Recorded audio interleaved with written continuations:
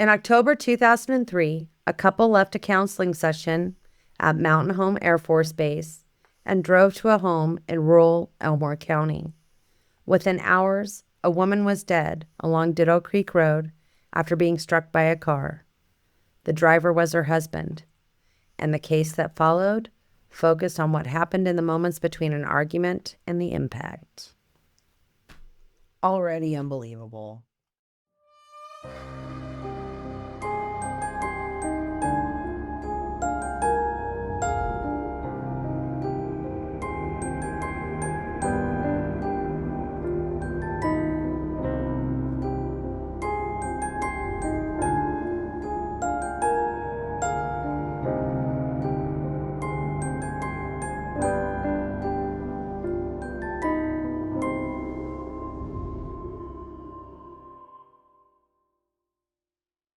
All right, everyone, welcome back to another episode of The Lethal Library. I'm Stephanie.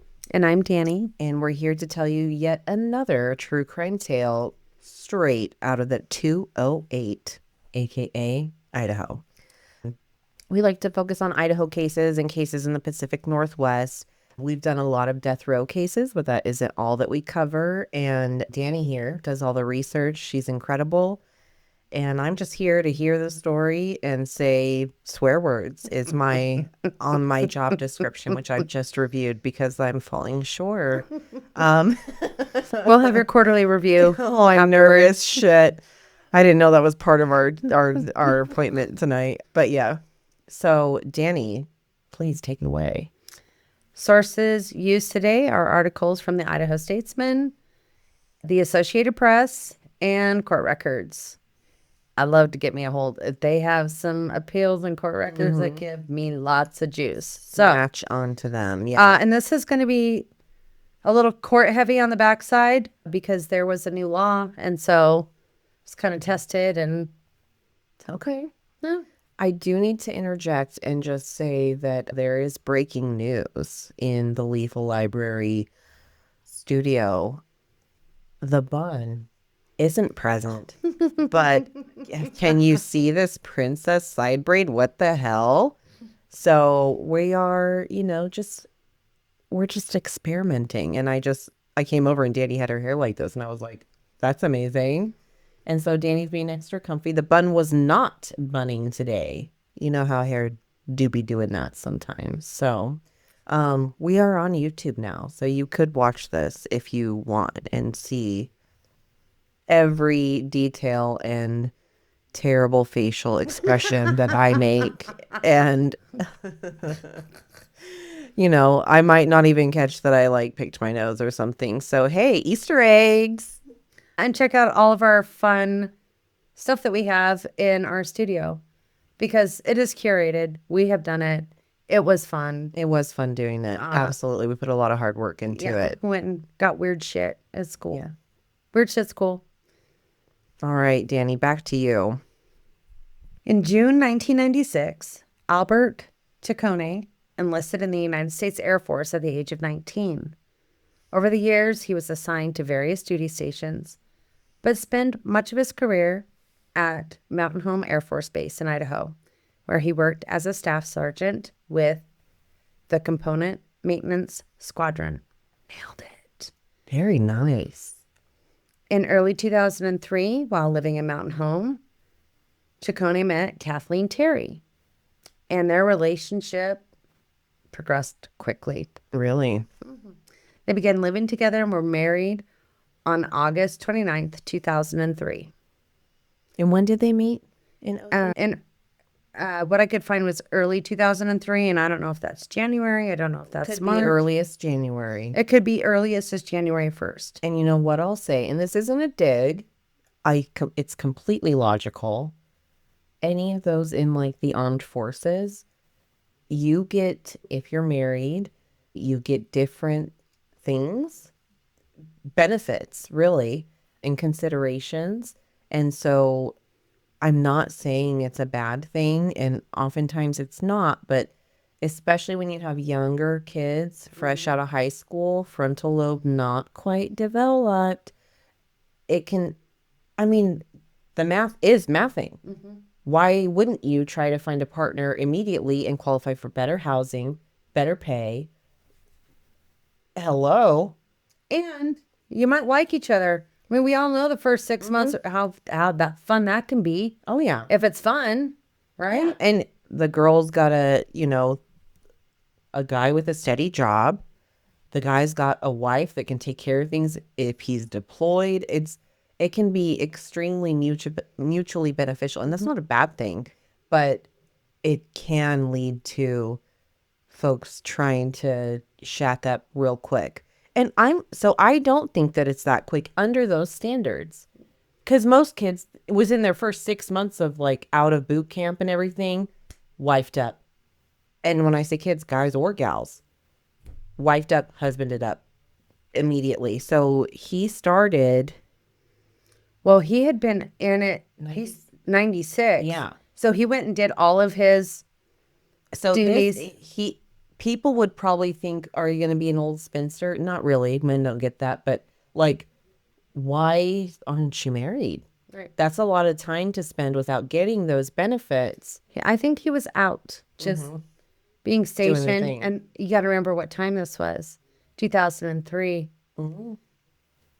We're in war, kids. Scary. Yeah.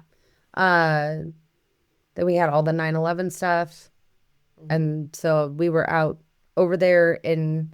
It wasn't as appealing as it is in times of peace. Sure. Yeah. Yeah, you're right. Within 2 weeks of marriage, Kathleen learned she was pregnant. Wowie, wow. In the short weeks that followed, the relationship was marked by repeated arguments and separations. In September of 2003, after an argument, Ciccone attempted suicide. Oh my gosh. This has escalated far too quickly. It really, Which is crazy, given how I really do feel that some might think this is quick, but under these standards, it isn't nearly as quick as some. I wasn't even in the military. Sometimes and sometimes you just get her done, or sometimes your heart takes a hold. That happens to a lot of people. He survived and was admitted to Intermountain Hospital in Boise for psychiatric treatment. After his release, he learned that Kathleen had been unfaithful during one of their separations, and he had contracted a sexually transmitted infection. Which I know that so many women have gone through that. And first of all, the betrayal, the emotional turmoil, and then knowing that you've been physically harmed. I mean, truly, maybe some people will think that that sounds like woke or something to say it that way, but no, someone's introduced a disease to you. And you don't, I don't know what this, there are some diseases that do not go away. No, and you can. But it's specifically said infection. Mm-hmm. So I'm not a disease. We're hoping it's curable. Right. Yeah. I think that is, because growing up, we just heard STDs. Mm-hmm. Everything was a disease. But this said specifically infection. So, but still, just knowing that. And he had just went through that suicide attempt, and I'm not giving him any grace or anything, but to come back from that and then find out that you're sick because your partner cheated on you is a significant. It's no walk in the park. That's for sure. That's tough. Another argument followed, and the couple separated again. Within about a week, they tried to reconcile. This is hot and cold. I'm so in relief that this isn't my life, and this was my life for a while. And you think that this is normal and that this is what everyone's going through, and that you should fight to save and you should do everything. And people are, everyone has flaws. Let it go. And if you get someone that's taking you out of your character regularly, he or she is not the one, right? Sis or bro, like. Absolutely. On October 16, 2003, Ciccone and Kathleen attended a counseling session with a civilian social worker employed by the Air Force. Like, let's get you kids some help, right? Great. Yeah. Let's use our resources.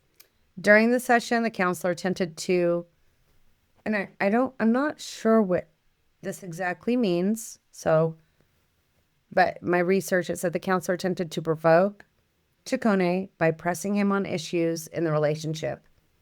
I think I do know what it means. So you're getting them to emulate what they're doing behind closed doors in a safe place, like not, but you're challenging them. There's some of those I think that would have been a better word, Yeah. challenging than provoke. Yeah. Yeah, so you've seen probably some of those therapy shows. I have only on TikTok with that one doctor that does where she's like, tell me more. Like, what is funny? I don't know. She's really cool. But you see that she's like, where's that coming from? Explain more, the feeling. And making... She was pressing him. Yeah. At one point, Ciccone became upset enough to leave the room. So he's been challenged. Yeah. He later returned and continued the session. By the end of the appointment, the couple appeared to be calm, and they left together. Okay, so we think all may not be well, but we're at a stable place again. We're stable. Yeah. Sure. After leaving the base, they stopped at Burger King to grab a bite to eat. They then drove to Kathleen's mother's house, where Kathleen had been staying during their separation. After they arrived, another argument began. They're not ready. And you know it's not good when it's still happening in front of family. I'm not saying it can never happen in front of family, but when it starts creeping over to where you can't, and I think people will agree, but where you can't be like, we can have this discussion later. Right. Like, let's just get this or get that, and I it agree. isn't the appropriate time or place when it's bleeding over. Right. And When there's like no self-control of like, yeah, that's you're in a bad spot. If There's no good. self. I mean, and I don't know if I have definitely been through this. You get in a little tense, even spat when you're getting ready to go somewhere, right? It could be over. How are you loading the food why would you put that on the bottom of the like? It could be something. I've told you this before. Or hello, why did you put the milk on top of the bread? Right. Are we whatever that situation is, or we're going to be late, or whatever that little spat is with your partner, but you get there, you put on a smiley face. And if it needs to be addressed later, you address it. Or sometimes you're like, Most of the time it goes away. tensions were high. It wasn't, listen, I know that like Rick and I have had this several times and he's gotten so much better. So I do have to give him props, but Rick is of the belief that if you are not early, you're late. I'm of the belief that I'd love to show up right on time. That's when they asked us to be there. Or sometimes there's an invite you get where they're like, show up between 4 and 7. That is not a strict time. They want people coming in and out, like for a graduation, like it's just a pop-in time. You come in when you can. I'm showing up at 3:45 if it starts at 4. And that is Rick. And listen, I know that we differ this way. And so we've both given each other a lot of grace, but I will even try to accommodate and be like, okay, well, if I get ready by this time, then we could be there 10 minutes early. Sure, whatever. And when we don't even need to leave for 15 more minutes, and I'm on the last steps of my routine, I have a very set routine. So if I'm on this layer of my hair, we're nearly there. This is the last step.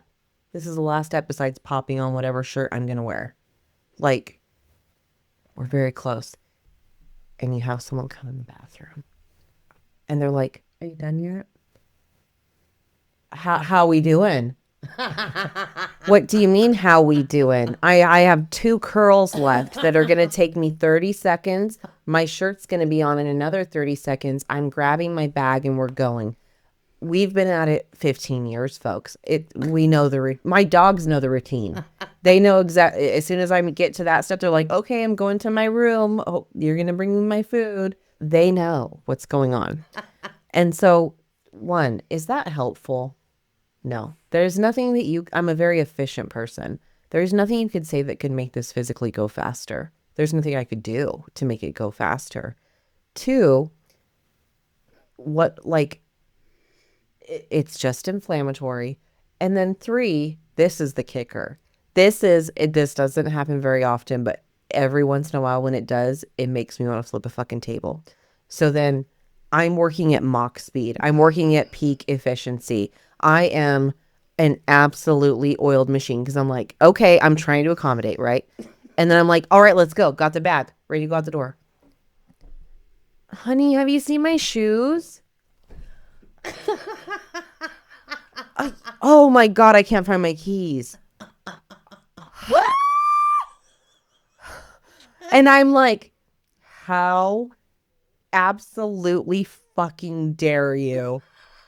And it's rare. I my last 2 curls Yes, for this. I have to let you know, like, Rick and I have talked about this. I'm not shitting on him at all. He's so incredibly fantastic, wonderful. This is why I always say you have to choose your flaws that you're willing to live with. I'm totally willing to live with this. It is not a huge deal, but it's just one of those things where you're like, pardon the fuck? I thought that we were a well-oiled machine ready to get this show on the road. Now we can't find shoes. Now we can't find keys. And where's my cell phone? And oh gosh, did we feed the dogs?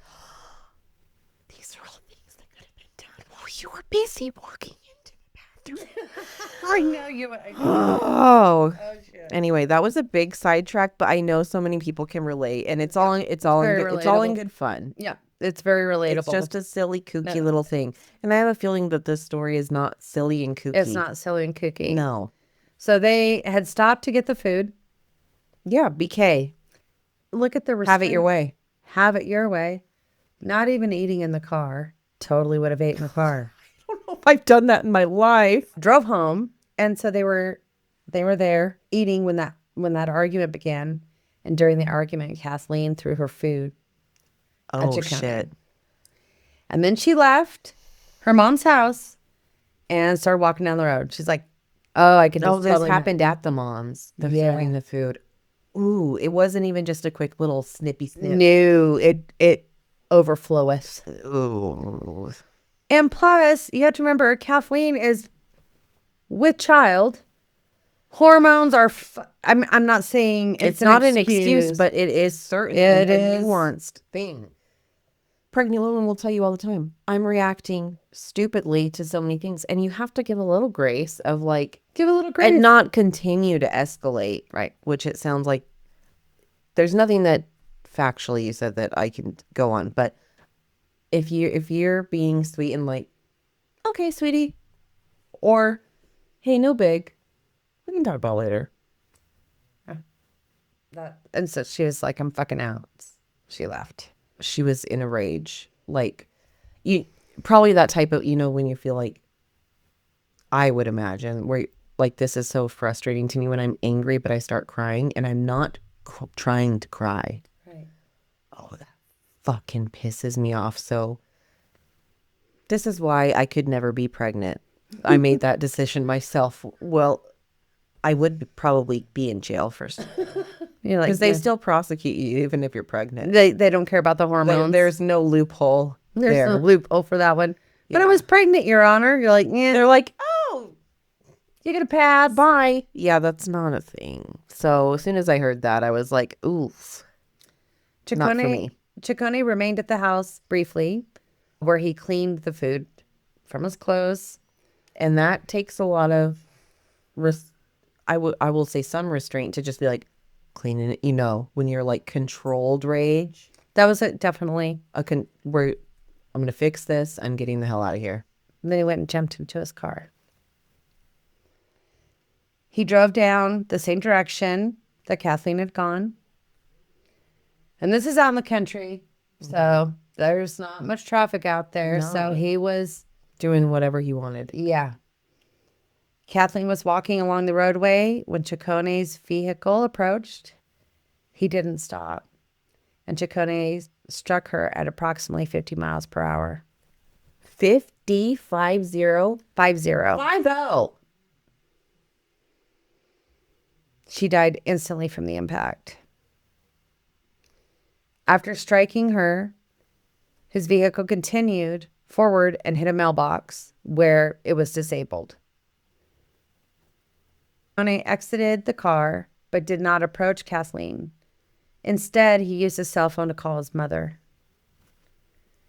During the call, he told her that he had been in an accident and that Kathleen was hurt, saying he didn't know where he was and that his head and chest felt like they were going to explode. His mother would later say that his voice sounded unrecognizable and that he was screaming during the phone call. After the call, he left the roadway and just started walking into the desert. And it is desert, ladies and gentlemen. Yeah. High desert. Sagebrush and all of it. This area is not the pine trees and waterfalls and creeks that you're used to. I love that. Thank you for that. Witnesses in the area saw the collision and went outside, of course, to, yeah. Well, I don't know if they saw him hit her. Maybe they saw but they after saw the that. collision. They knew there was a collision. I mean, you're out in the country. They might have heard it. I'm sure it was quite loud. Oh, no, they did see it. Sorry. With some reporting that her body had been thrown from the impact. Neighbors attempted to assist while speaking with dispatch, but she was pronounced dead at the scene. That took my breath away, just imagining seeing that. Yeah. It's probably one of those things, and this, a lot of people that have witnessed a trauma like this or something crazy where like your brain doesn't even want to let you know it's real. It's like, surely that did not just happen. Well, and also driving 50 miles an hour. I don't know what kind of vehicle. I couldn't find the vehicle. I was very disappointed. I don't know that it matters. But it would maybe draw your attention to Right. even have you look at the street, depending on. Yeah, like what? Why are they? Because I going can like hear. I'm like, oh, that fucker's driving fast. Even in my neighborhood, Mm-hmm. you can hear it. And sometimes I'll poke out my head, or you'll hear a UPS truck, and you're like, what the hell's going? The yard guys, not my yard guys, Motorcycles but or diesels, where I'm like, there's no way you're going 20. I know you're not going. If I can hear your turbo just absolutely screaming, you're not going 20. right. But it can cause some attention to Maybe that was it. when the people that come and do the islands and stuff in the neighborhood, the lawn guys, not my lawn guy, but the lawn guys, Yeah. they'll have equipment out there making, and so it just picture like, that's unusual. What is that, right? So they could have heard this vehicle coming that caught their attention to make them even look. And I've just got to say, I'm not trying to say this in a derogatory sense because I don't think it's derogatory. I feel like maybe some people might think it is. But the ability to like quietly and calmly collect yourself and act professionally and like tidy up the house of the food and then like go and do this. I know that for me, that feels, it's not like we own it, but like a very, like a lot of women, if they get to the snap point, this is kind of what you see is like the quiet planning, so this is strange for me because usually in stuff like this, cases of like domestic violence or male spouse killing the female spouse, you see a sloppy, sometimes heat of the moment, or even if it's planned so poorly and they've been acting like a dipshit in front of everyone, but to be able to be like, I'm gonna cleaning this up calmly, and then still not be able like. Because I will say in my research, I did not see anything where, and I don't even know if mom was home. I didn't see any like reaction like there. Right, because then that could add some like shame to it if she was, of like embarrassment, and we know that that's not good for anyone. The shame and feeling that can drive people, and I'm not excusing it at all. No, I'm just trying to get into like, it's a different, what's happening in the brain, right? Kathleen was 27 years old and approximately 11 weeks pregnant. What a shame.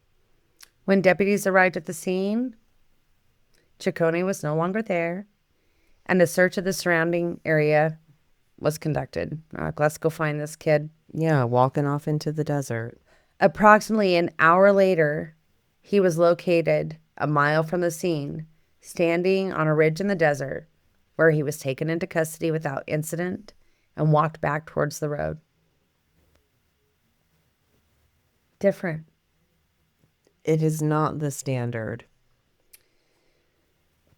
He was transported for medical treatment and later taken to the Elmore County Sheriff's Office, where detectives began questioning him.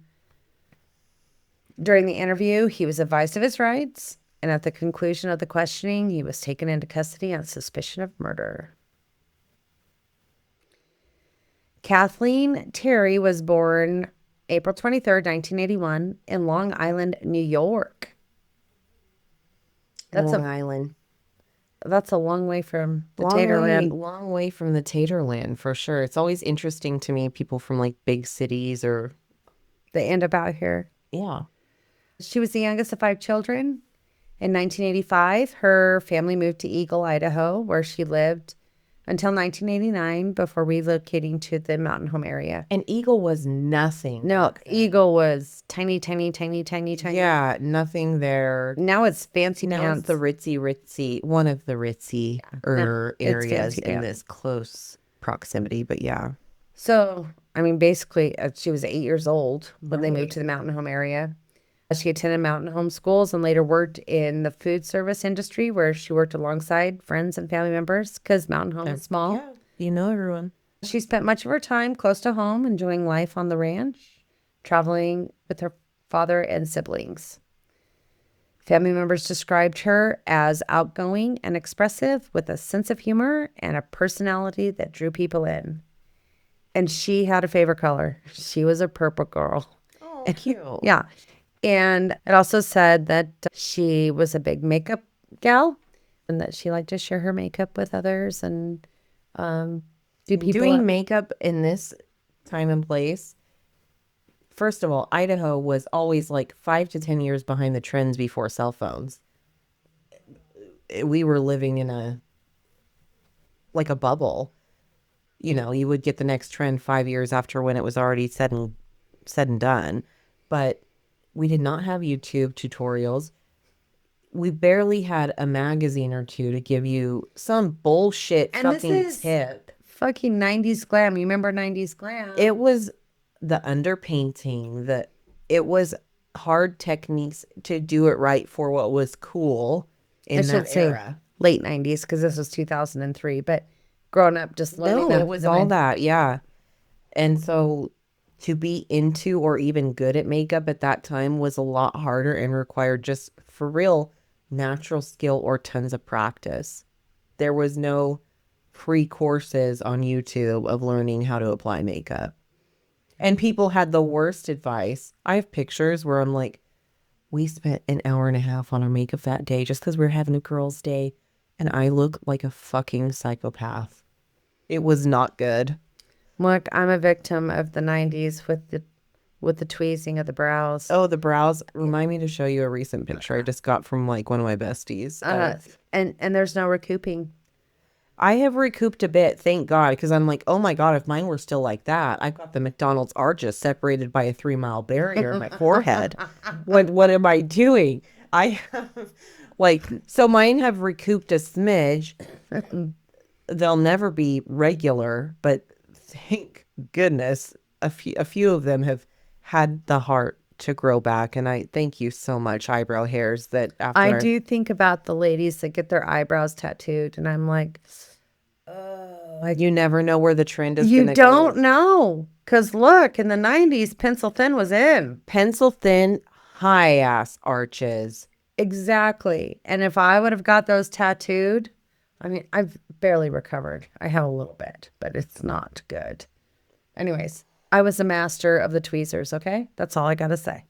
And too much. Yeah, I was the same. I was tweezer happy, and it was not good for me or anyone else around me.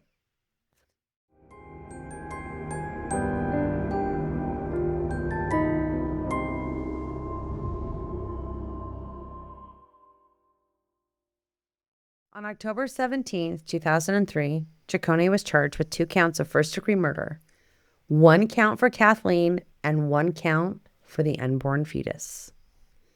Under an Idaho law that had just went into effect the year before, in 2002, prosecutors were allowed to charge for the death of the fetus on a separate offense. Damn. And that didn't happen until 2002.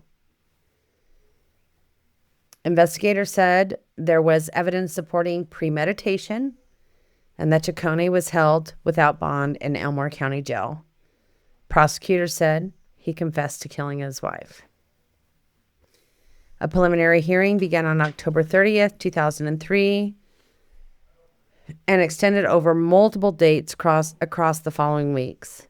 At the conclusions of the hearing on January 12, 2004, Ciccone was bound over on both counts of first-degree murder. At his arraignment on February 2nd, 2004, Ciccone entered a plea of not guilty and requested a jury trial. Because this is what they do. And this is your best chances for the most part. To negotiate. Yeah. There's a few instances where you just request the judge do it, where it could be in your favor. But those are things of where there's like not legal precedent for the crime. Well, and you have to remember this new law. Well, They're going to try to challenge that. Like, I do think. And I have opinions on that as well. So we'll get into it maybe. The court case was set for trial in July 2004, with jury selection to begin on July 20th.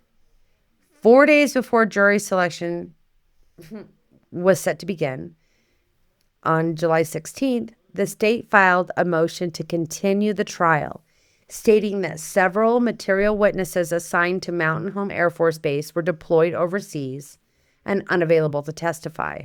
Makes sense. So a hearing on that motion was set for July 19th, literally the day before jury selection.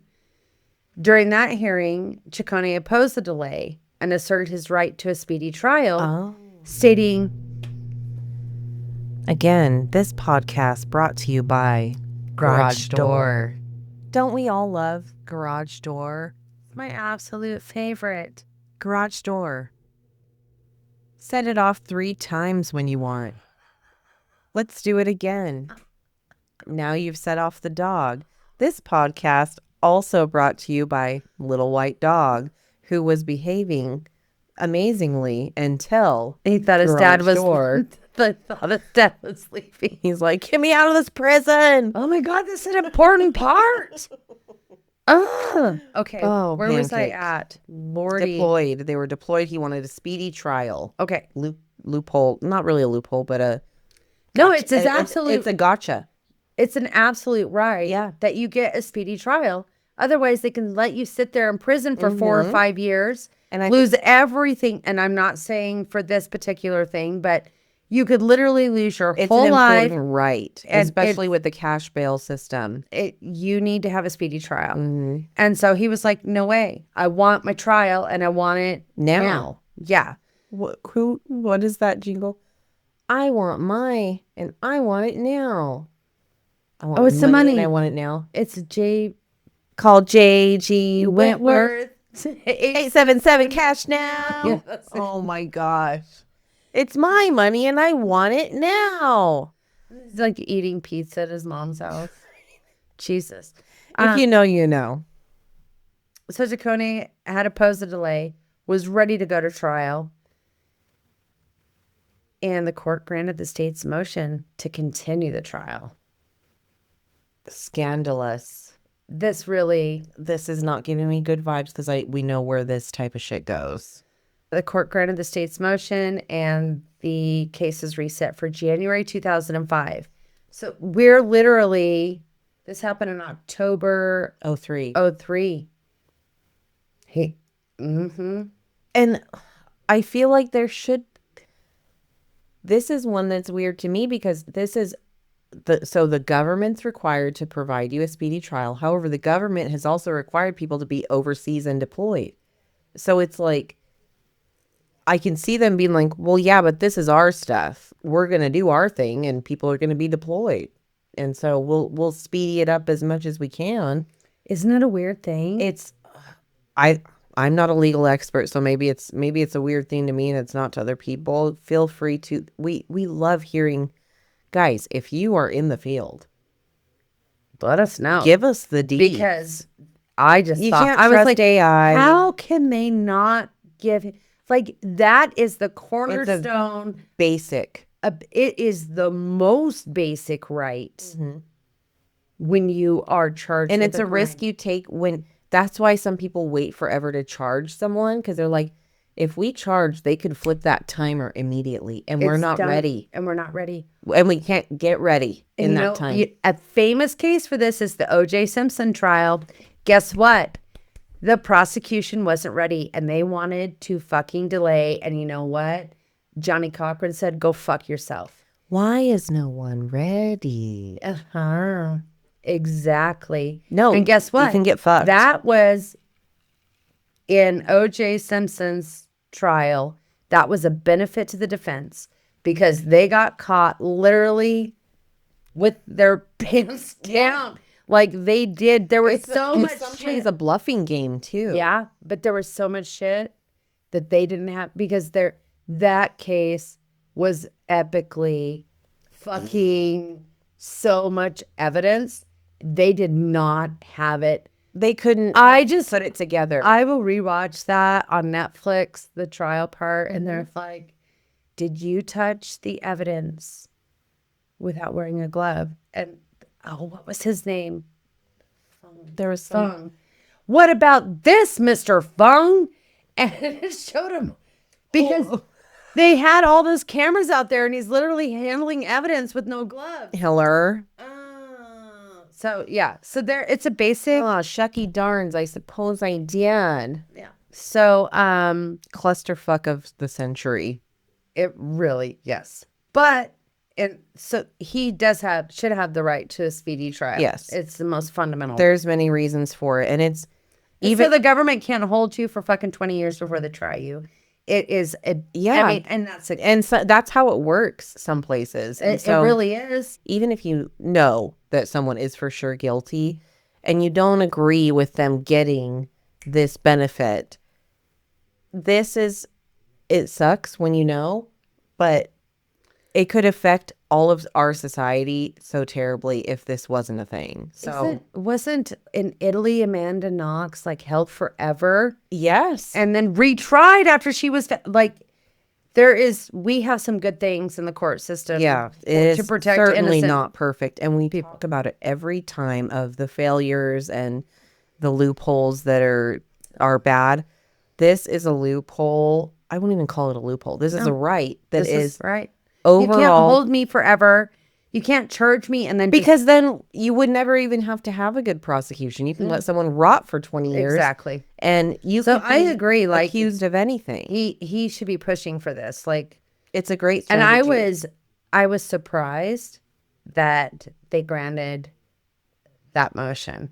Yeah, risky business. Risky business. You know that you're going to, at that point, I feel like you know that it's going to come to appeal. And it does. On December 20th, 2004, Ciccone filed the motion to dismiss the charges, arguing the delay violated his right to the speedy trial. As he should. This is A plus B equals C. On January 3rd, 05, the court denied the motion and found that good cause existed for the continuance. I didn't even know this existed. Right. And that's why I was like, well, maybe I they didn't can even know say, this existed. yeah, but we're the government and they're the government. So. I just thought there was a hard I thought there was too. line. The more you know. And usually it's the defense that needs more time.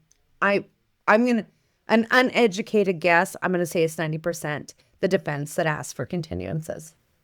Well, and because you're waiting to see what they have. Because you have to see what they have to build your case. So if they're waiting for DNA, you're like, well, what the DNA says, that's going to choose which A, B, or C option I'm choosing for my defense. Right. And I need time to, after that's received and they're ready to go, I still need some time to choose where I'm going to go. After I receive the evidence. Yeah. So this is kind of a little twist. This is a very interesting one. This is why, I love the legal stuff, you know. Denny's that girl.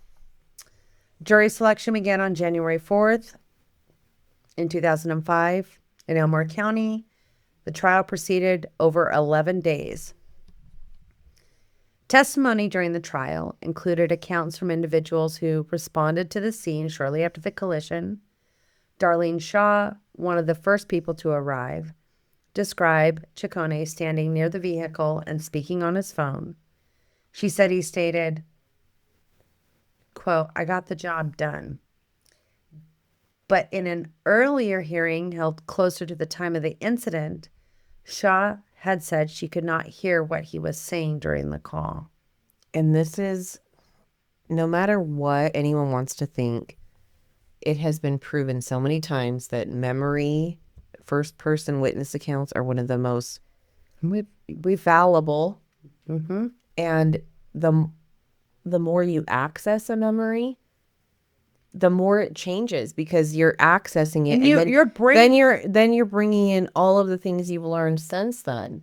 She could have talked to a neighbor. I've mentioned this before on a previous case that we've done, that there's some Netflix series, but where like this lady could have literally talked to her neighbor and like, you didn't hear him say that, and then all of a sudden that's her memory.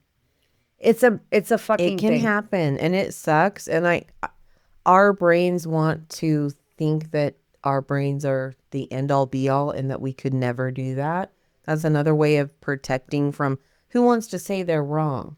Your brain wants to avoid being incorrect, being rejected, being shamed, being the problem. And so your brain will do things to make you avoid all that. And justify.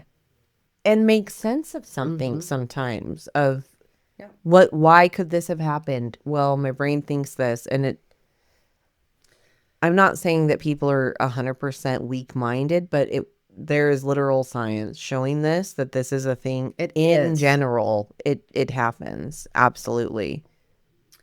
Evidence presented at the trial focused on the moments leading up to the collision and whether the vehicle had been driven intentionally towards Kathleen. The prosecution argued that the act was deliberate and premeditated. The defense argued that the collision was accidental. During closing arguments, the prosecution addressed the lack of direct witnesses to the final moments before the impact, stating, "There's only two people that know, and Kathleen Ciccone isn't here to tell us."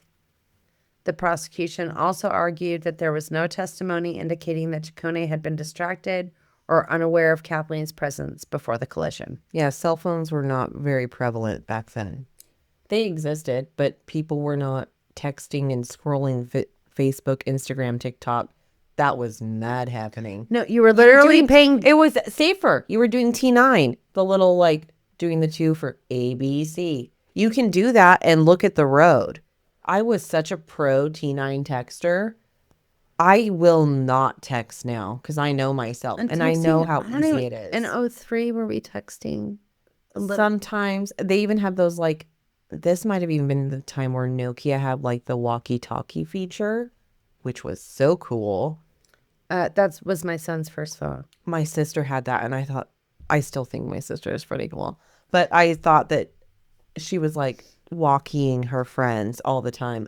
And you didn't have to, it was cell phone coverage walkie. So you didn't have to be, you know how shitty walkies are unless you get the expensive ones.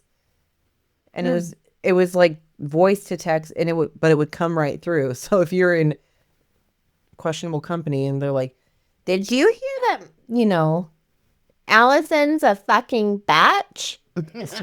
Or something, it's going to come right through. And we're paying $1 a minute.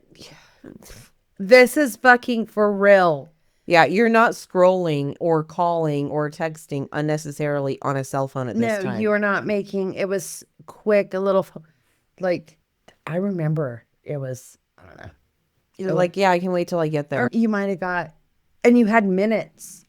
Yeah. You had a certain amount of minutes that you could use, and then after that, it was $1 a minute. But it was seriously super expensive to have a cell phone. Yeah. So this, I doubt it was if it was a distraction, it certainly was not a cell phone, is the moral of the story here. Yeah. No. The jury began deliberations on January 5th, 2005. During deliberations, an issue arose involving juror conduct. Jurors, maintain your conduct. Gosh, this has been the kryptonite to so many cases that I've heard recently where I'm like, the one juror doing their experiment at Even home. that fucker Murdaugh might get a fucking new trial because of jury. It wasn't jury misconduct, but it was the court. God. Not the recorder. Oh, like sharing information or something? Yeah, she was just like, basically like, oh, watch his testimony. She was like in charge of the jurors. It was the clerk. I think it was the clerk. Yes, we cannot be doing that, guys. Today's a big day. Wink, wink. Keep an eye on his reaction. Yeah, watch his body language, I think is what she said. Anyways. You cannot be like, these are the things that I understand the urge because listen, I love some tea. Then the bitch wrote a book. And she was like, well, and I told them, take a look, make sure you focus on this. And I don't know. How about you if fucking that's it. take your job seriously, including jurors? Like, Yeah. this is a right that is not afforded to many, many people in the world. Take your fucking job seriously. And the expectations are laid out clearly. And so There's no guesswork here. you don't have the benefit. Like I sometimes understand when jurors misunderstand instructions because sometimes those instructions are not clear. And there's 60 pages long. Casey Anthony trial. They're like, if you don't know how someone died, you can't have a murder. That was not explicit in the instructions. But hello? They're like, if you don't know how someone died, the murder did not happen. Wasn't their exact words, but they're like, well, how can you? Yeah. If you don't know, then that's the doubt. And then juries can walk away and then get a different perspective. And they're like, oh my God, we've done the wrong thing. That's happened. Mm-hmm. But let me tell you about this juror misconduct. Tell me about it. One juror obtained outside information related to the case and shared it with other jurors. And this is relatable to like people doing self-experiments. They do their own experiments. Like, can I fit a gun if I had a gun this long? There was one that I just listened to recently that was like, they did their own thing of, well, I did it. And there's no way that I could have shot it myself if the gun was this long and that wasn't part of evidence. One that comes to mind for me was a woman had been drowned in a bathtub and then she was outside of the bathtub. So they got wet and then got out of the bathtub and laid on the floor to see how long it took them to be like drier or how wet. Oh, the wetness. Yes. No, you cannot be conducting experiments. You have to go off what the experts say. Yeah. And if they don't have and listen, you especially cannot share it. Because I can, if I was in a jury and it wasn't answered for me, would I have tried it? Being in the bathtub and out, or checking a gun length, trying to see what did that look like? I would have absolutely done it. And this is why this is why they won't choose me for jury duty, and they shouldn't, because I don't want to be doing jury duty. I used to think I wanted it. I do not want it. I would never get selected. No, so they won't choose me for jury selection, as they shouldn't. We will not be. So yeah. And being a small town, I think that this juror probably obtained that information. Everyone's talking. Yeah. But there was another juror. Oh, we have multiple issues here. Another juror reported overhearing the lead investigator discussing the case in public. And in that point, jurors, we're all just regular people. We're not law degrees. The lead investigator... Shut the fuck up. The court questioned jurors about the incidents. One juror was removed and replaced with an alternate. Which I love that's part of it, is that there's alternates. And the jury was instructed to begin deliberations all over again. So they did. I get it, and I understand for the time and money aspect. You can't unring a bell. So even if someone introduces something in the court in front of the jury and the judge says you can't take that into account, I don't know how, and surely there's ways to do it. That would be very tough for me, even if I didn't voice about something that I heard, for me to not have that as part of my personal decision. Correct. You can't unring that bell. Nope. Bell, as soon as you say, don't pay attention, ignore that. Boom, it's locked in. I'm remembering it. Now until I'm my definitely fucking remembering it. deathbed.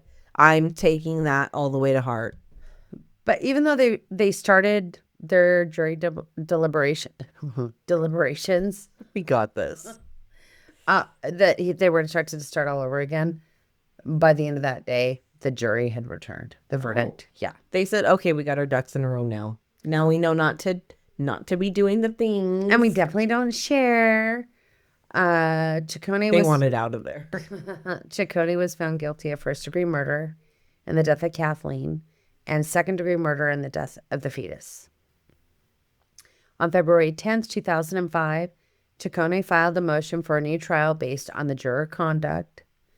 The motion was heard on March 8th, 2005, and a few days later, the court issued a written order denying the motion. Oh, they said,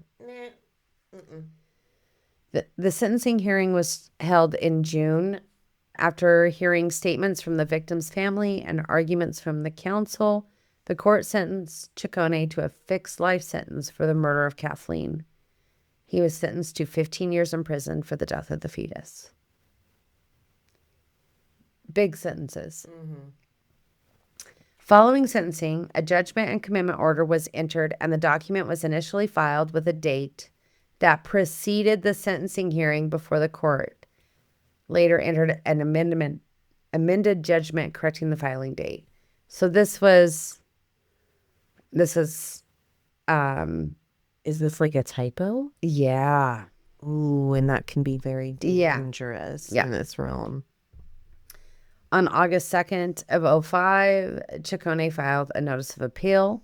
In the appeal, Ciccone challenged the delay between his arrest and trial, arguing that the continuance granted in the July 2004 resulted in a violation of his right to a speedy trial, and he also challenged statements made during closing arguments, including the prosecution's statement that only 2 people knew what occurred and that Kathleen was not present to provide her account, along with the argument that there was no testimony indicating he had been distracted or unaware of her presence.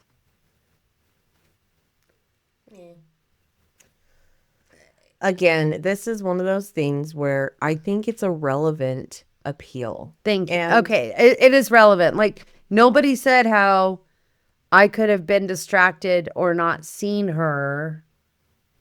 And the speedy trial is the biggest. That's it for me. Like, and it's the court's responsibility to hear and weigh these out to better fine-tune. Our justice system is never going to be perfect. No. Because there's a million The speedy different... trial really fucks with me because It fucks with me. I feel like the people that they were wanting to, and I didn't find this, I'm assuming, the people that were overseas that they couldn't find weren't the neighbors that saw her hit. They were his buddies at the Air Force that probably had some information or would testify to the relationship, not the actual act. Not the act. I mean, it builds up a whole case, but for it to be held up on your character. Like a character witness? No. Right. And that's why these protections are in place. Yes. And again, there was also within all that, there was additional arguments addressing that juror conduct that happened during deliberations where the court had moved that one juror and replaced it with an alternate. But Ciccone challenged whether That was sufficient. that's exactly Because what I have written down. You cannot unring that Right. bell. And so it's the You can appeal. even say that you have. For me, maybe some people can and be like, I will not let that be any part of my decision making. My brain do not work that way. It's there. The seeds have been planted. The appeal addressed the overall timeline of the case, including the period between the arrest, charging, and trial, and the reasons provided for the continuance, with the arguments presented regarding the availability of those witnesses. In the briefing that followed, Ciccone argued that the delay between his arrest and the trial extended beyond 1 year, and that the continuance granted in July of 2004 was not supported by sufficient cause, asserting that the absence of a witness assigned to Mountain Home Air Force Base did not justify postponing the trial for several months. He argued that the statements made during the closing argument improperly referenced his decision not to testify, focusing on the prosecution's statement that only 2 people knew what occurred and that Kathleen was not present to provide her account, as well as the argument that there was no testimony indicating that he had been distracted before the collision. That seems a little bit more murky to me, but sure. They've got it. You've got to pull out all the punches, and that's how this works. Ciccone further challenged the handling of that juror conduct, arguing that the introduction of the outside information and the report of a juror overhearing the lead investigator discussing the case created a risk of prejudice that was not cured by removing one juror, substituting an alternate, and restarting deliberations. That bell. This is, I would totally, if it was me, whether I I agree was with guilty or innocent, that juror tampering bullshit. it fucks. No. Nope. If you're going to be a juror, first off, you're better than me. Good for you.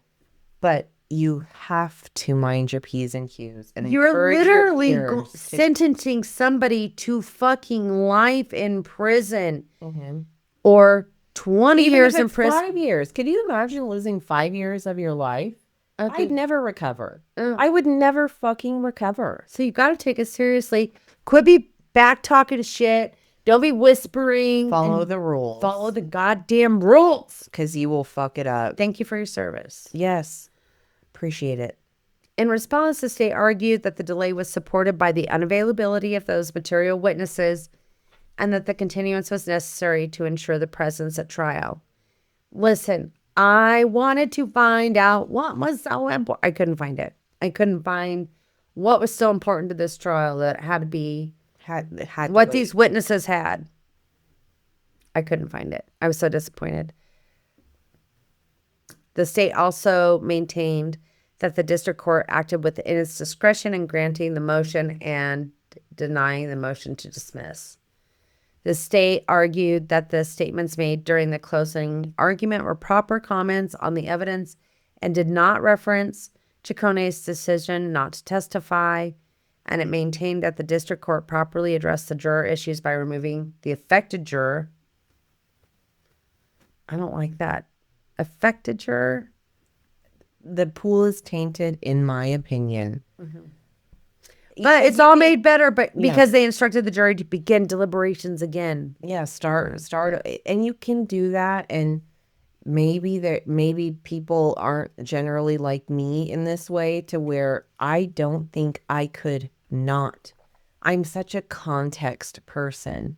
If I've heard it, even if I'm not bringing it to the jury table in that room, that is going to be part of my decision, because it's locked and loaded. It's all. I need the context, and that's what guides me, and that's like a core principle for me. So I wouldn't be able to have the self-restraint to do it. I would have the self-restraint to not talk about it. And I might find other reasons to say why I'm saying no or yes, and not say the real reason. If that was like the real reason, sure, I could do that.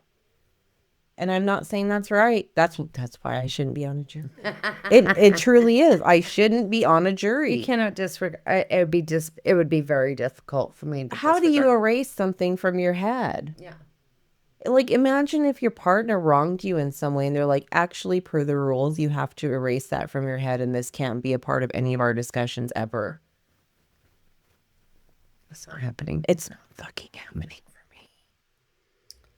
In the appellate's court decision, the court concluded that the delay in bringing the case to trial did not violate Ciccone's right to a speedy trial, finding that the reasons for the continuance, including the unavailability of witnesses, supported the district court's decision. I wish I knew, you guys. I feel like they're like, well, yeah, we can't delay it for other delays, but if it's us, that's my assumption. Please, legal people, if you have an opinion or know why, I feel like they're like, yeah, but we caused the delays, so we could delay. I if just it's don't our know fault. what the prosecution, What made it so important? right? God, I wish I looked. Because a lot of times I get information about what happened in court. I got zero, zilch, nothing. They were very hush-hush about this, which doesn't surprise me involving the military. Ooh, maybe. Almost always, they do not want these cases. Maybe they went and just like report on it, but don't. Because there was nothing. There was no court test. Look, the statesman always gives me court testimony. Statesman. I didn't get shit here. The court also concluded that the statements made during the closing argument did not constitute an improper comment on Ciccone's decision not to testify, and that they were within the scope of permissible argument based on the evidence presented at trial. I don't even know what the closing argument was. I'm pissed. I want to know. We want to know. It's out there in the ether.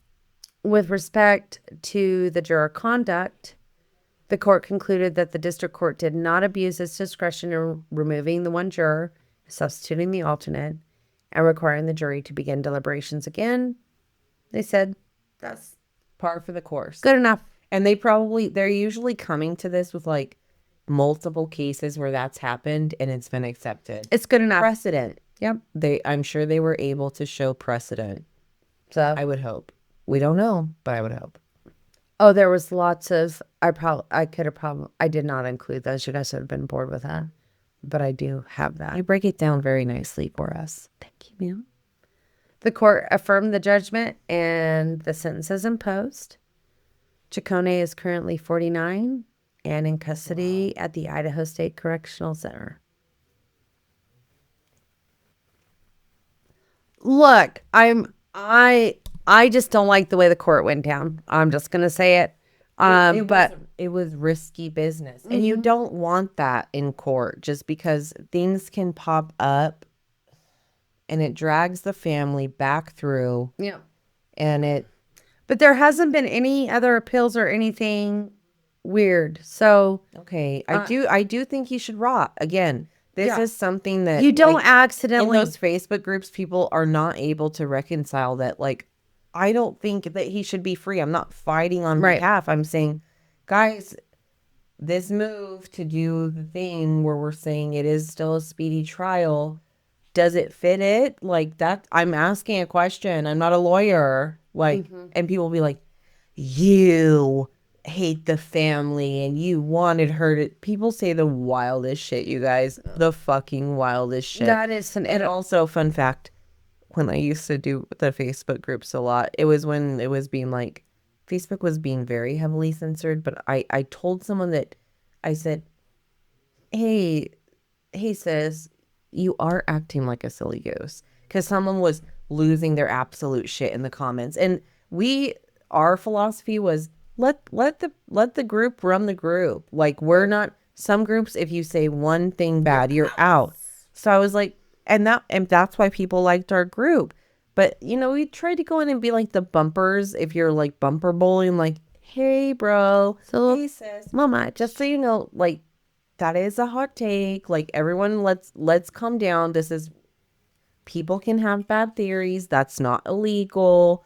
And I told someone that they were acting like a silly goose. And I got banned from Facebook for like a week. Couldn't comment or be a part of groups for like a month. And I had no previous strikes or anything. And I was just like, look at you being controversial. That was me making it. I wanted to say, listen up, cunt. Like, You're being lighthearted about it. okay, let's be silly. I'm trying to keep the peace for everyone. And I got absolutely slammed for it. So, man, the memories. I love those memories. I've met some of my dearest friends. I've never had online friends before. And I have now had online friends for like 6 years. And I ride for them like I do my in real life friends. They are amazing women. So I'm so happy for it. But damn, them Facebook groups, there's a little bit of a stench coming off them. And I don't know if I'll ever get down like that again. But and for all the people that are listening from the Facebook groups, I loved it. I still love it. But you all know what I'm talking about. I feel like ours were the best, but you know what I'm talking about. This isn't to every Facebook friend group either. Wow. Yeah, and I wish that I could have had more trial business. So if someone has the in, Because I'd really like to know, like, looking at it, hovering over it, a country road, there's no obstructed views. I also think that maybe he was just completely mad. Like, you could be driving in a blind rage and speed. Because listen, I have sped down the road just to speed down a road in like I know my emotions driving there. And I'm not saying no, but I don't, I just don't, I don't like how the trial went down. I do not like that because I do believe they left a lot of openings for appeals. And, luckily it all went the state's way. But geez, to drag the family through all that and unnecessarily over probably a couple of his buddies and listen, saying, even if it was a accident, I'm sorry, someone still died, is my opinion. There's people, just it being an accident is not enough to have you have no consequence. And I feel like some people, when they're in that situation and it is an innocent accident, it's like, yeah, someone died. you weren't pulling out of a parking space at 5 miles an hour. No. And didn't see the guy doing 15. I'd have a fucking fit, by the way, because I'm super careful about backing out. I don't, there wasn't enough information for me to have a decisive decision like either way, because I don't have that information available to me. Yeah. On whether it was an accident or deliberate. Case, yeah. Right.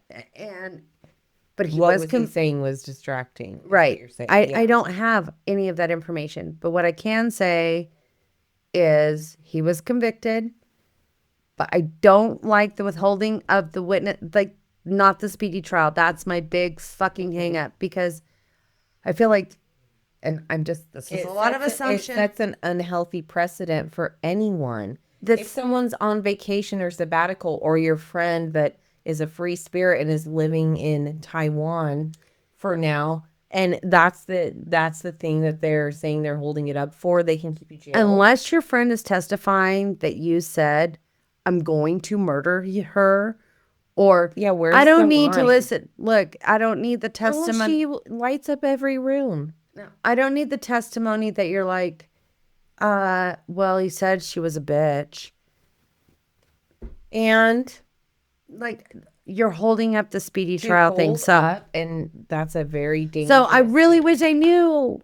So what we're saying is, or what I'm saying is, I won't speak for you, but I think he absolutely did it. I think he did it intentionally based on all the so many men do not do well with having to face their flaws, and that counseling session, and then true that, and then having food thrown at you, which even for me as a woman, oh my God.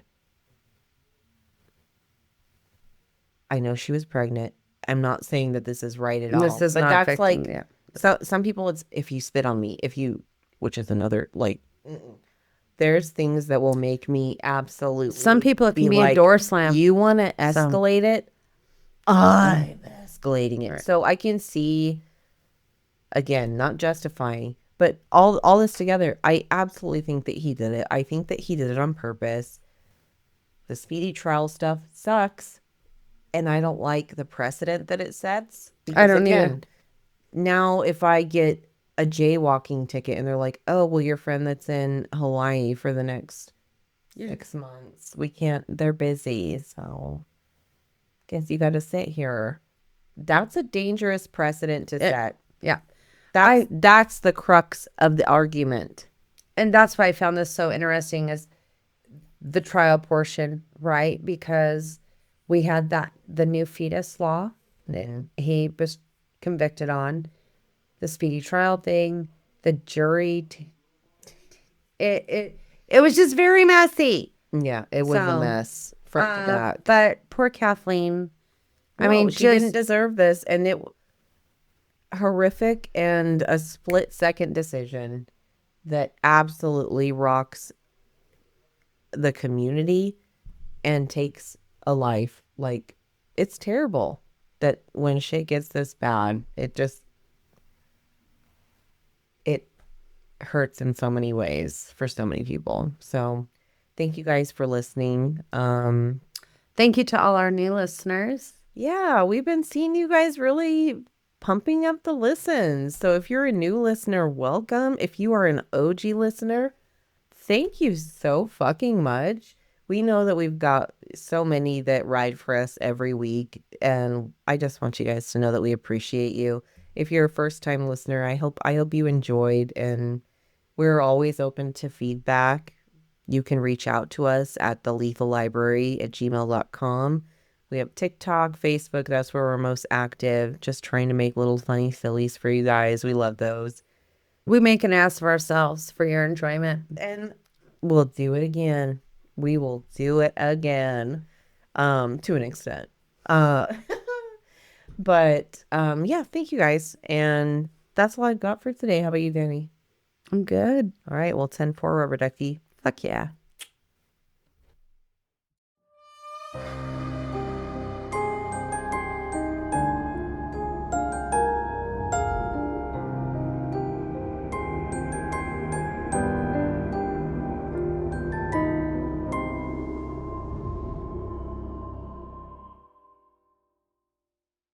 Hey friends, we want to talk about some of the subjects that are a little bit heavier on our podcast. Abuse isn't your fault, and there are safe, confidential ways to get help. Domestic violence doesn't always look the same. It isn't just bruises or broken bones. It can be about controlling money, isolating you from your friends, constant surveillance, or threats against your kids and pets. Abuse thrives in silence, and breaking that silence is the first step to safety. The National Domestic Violence Hotline is available 24/7. Call 1-800-799-SAFE or 7233 or text START to 88788. You can also chat at thehotline.org. Advocates can help safety plan with you even if you're not ready to leave. If you're worried that your device is being monitored, it may be safest to call. Teens and young adults can also contact Love is Respect at 866-331-9474 or text Love Is to 22522. For Native American and Alaska Native survivors, Strong Hearts Native Helpline offers culturally specific 24/7 support at 844-7-NATIVE. If you or someone near you is in immediate danger, please call 911. You deserve safety.